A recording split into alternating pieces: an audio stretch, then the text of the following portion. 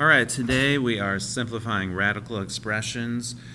We're taking all of these radicals. A radical is any index root, okay?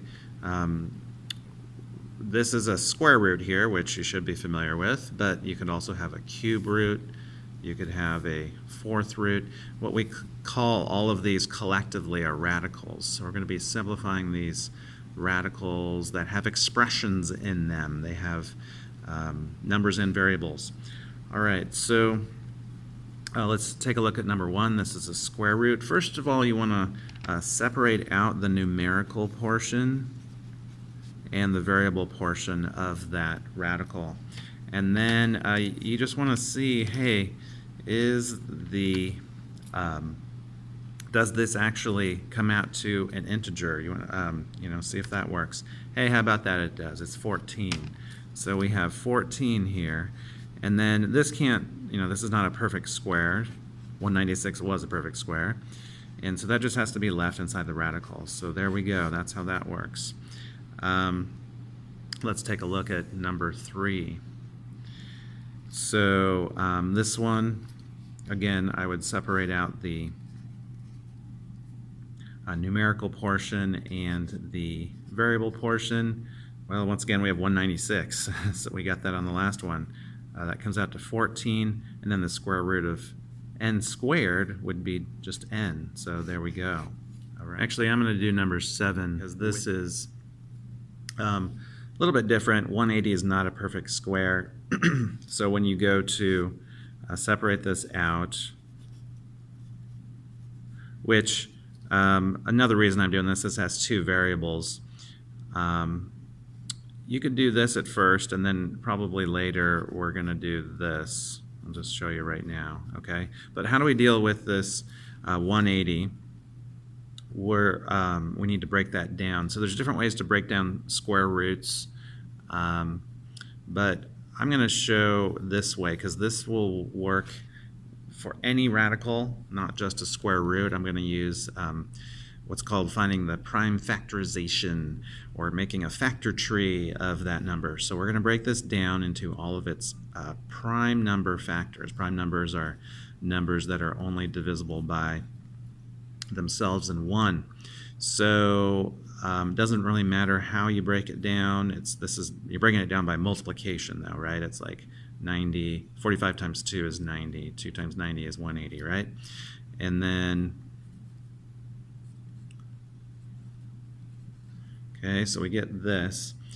And so what we want to find here, since this is a square root, or in other words, even though it's not written down, we have a little index of 2 here.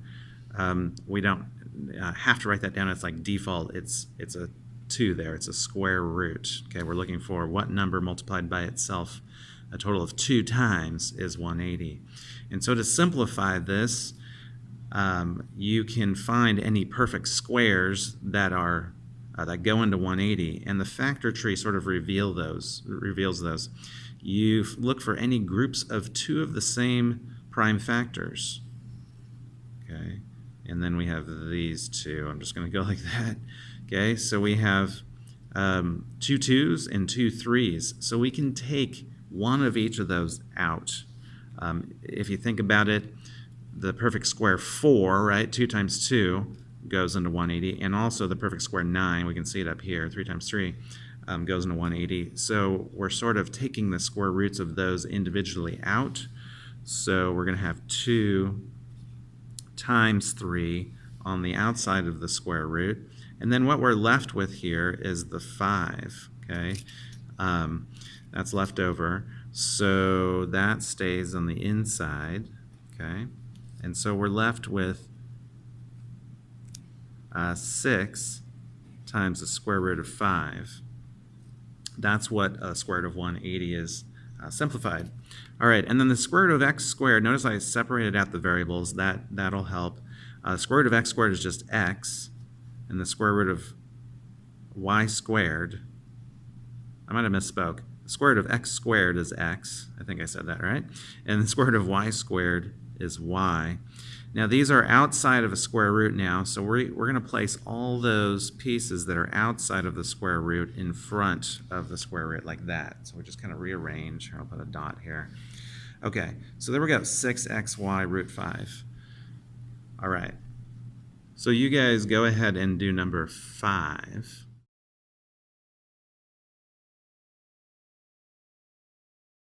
Okay, so what I got for number 5 was this. I separated out the number and the variables.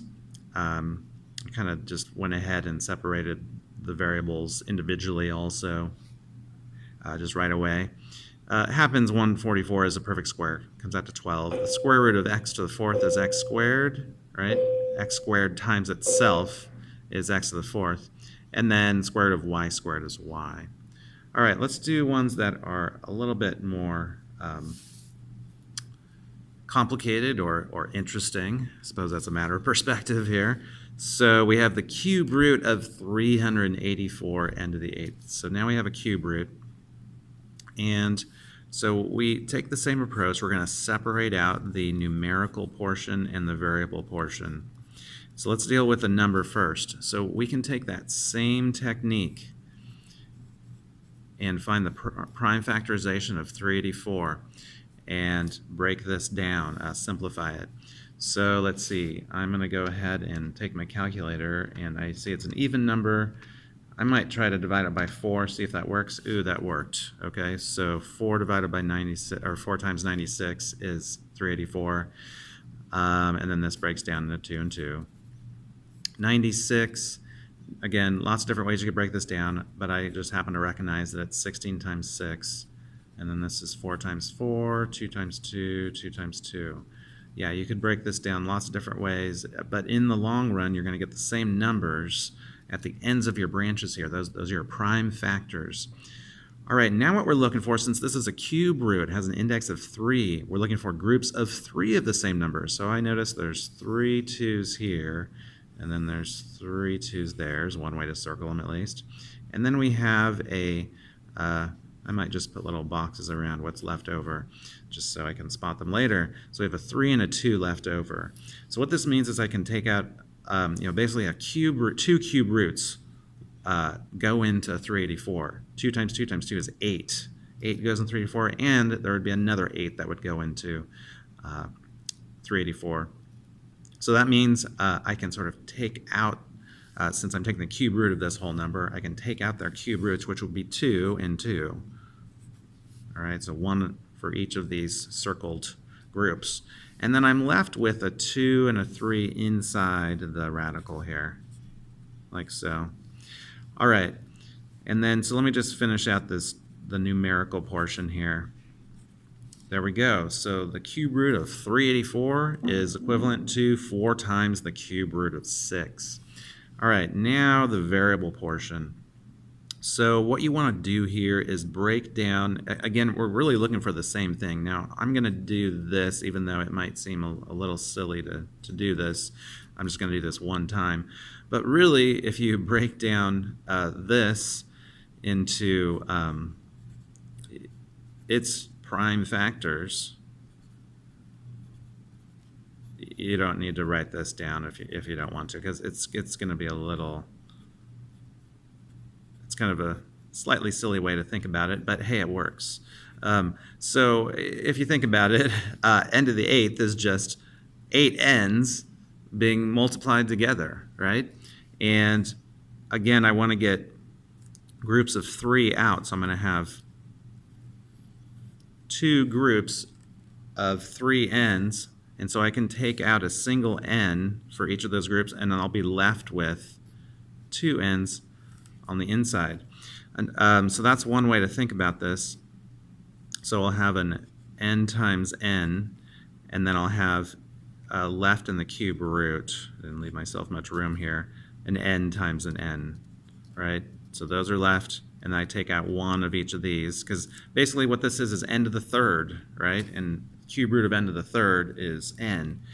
Okay, I'll show this probably a different way later, but just wanted to let you know, you can treat variables the same as numbers, right? They represent numbers, so you can treat them pretty much the same way. All right, so n times n is n squared, and then same thing for the inside. And now what we do is put all the pieces that are outside the cube root together and the pieces that are inside together. You got to be a little careful here. You don't want this to look like a 23. Okay, so I put a little bit of a space there. If you want to put a dot, you could. That's fine. But yeah, just be careful. You don't want that to look like 23.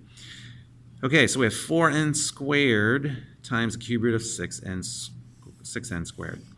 Okay, I'm going to skip down to number, I'm going to do number 8, actually, and then I'll let you guys do 4 and 6. Number 8, we have the fourth root of 46 times x to the third y to the fourth. So once again, you split up the number and the variables.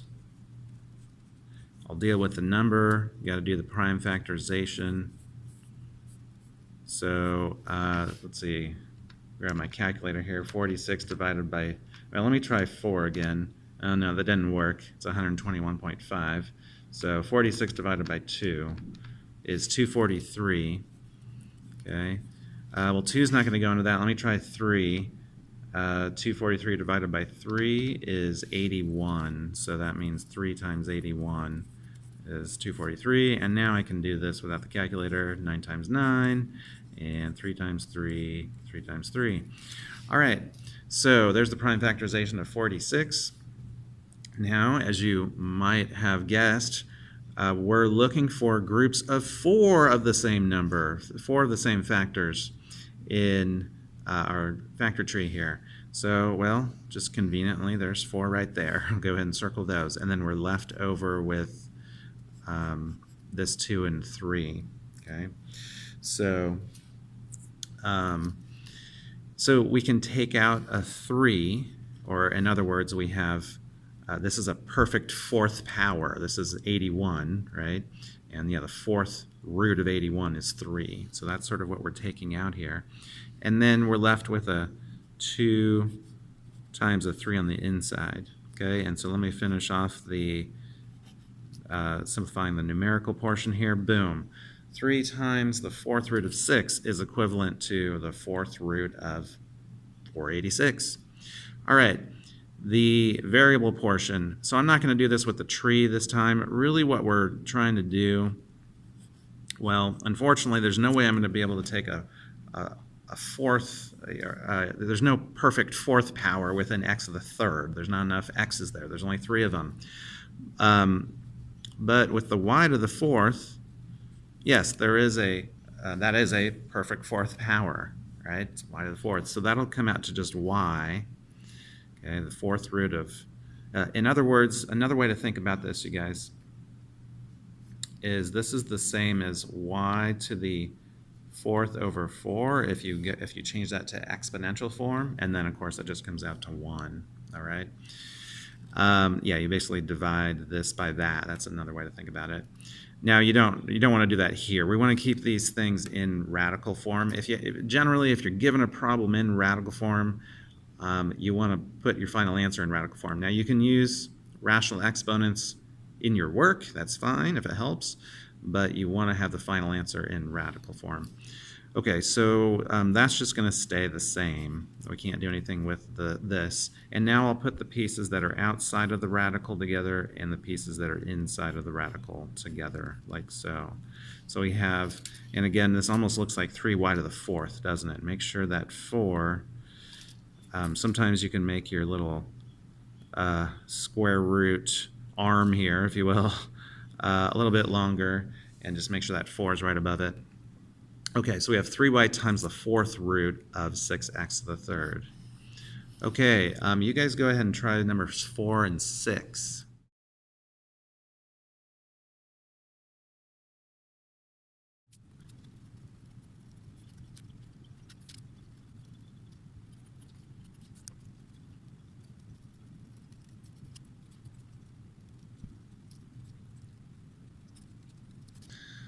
Okay, so let me go over number 4 first.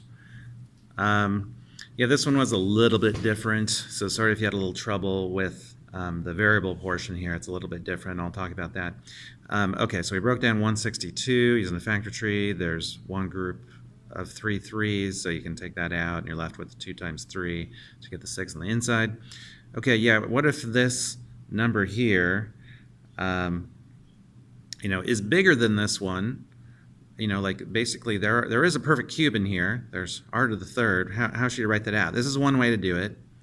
You don't have to write as much work as I'm doing, but you might see that basically what's happening here is you're dividing this number by this number, and then you end up with you'd get 1 1/3, if you will. So the whole 1 is your r here, and then this is the leftover, the remainder, if you will. Okay, if that was confusing, basically you're just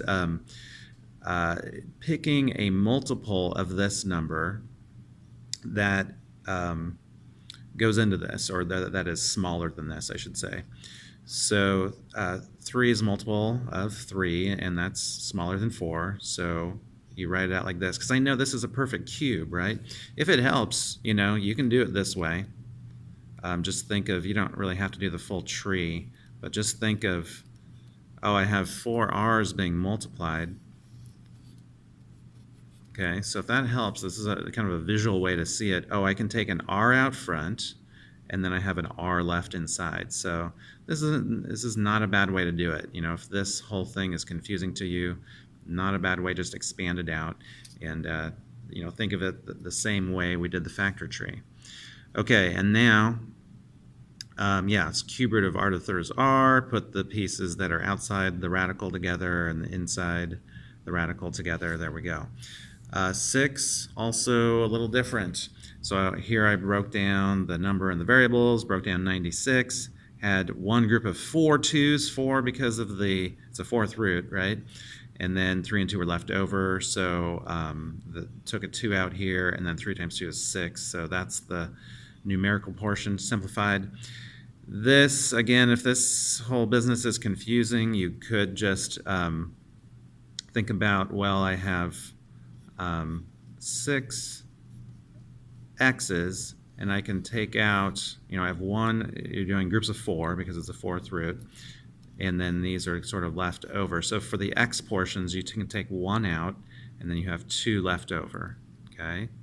Or you can sort of separate it out like I did. I basically picked the biggest number that's less than 6, 4, and then whatever was left over I put here. This is equivalent, right? X to the 4th times x squared is x to the 6th.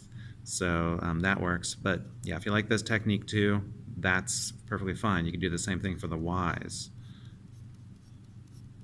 Okay, we have one group of 4 y's, so that one of those comes out, and we're left with 3 y to the third on the inside. Okay, and now you just put all the pieces that are outside the radical together, so 2xy, and then the pieces that are inside the radical together. Okay. If you want some more practice, go ahead and do numbers 9 through 12 on the back side of the page, and I will show the answers shortly.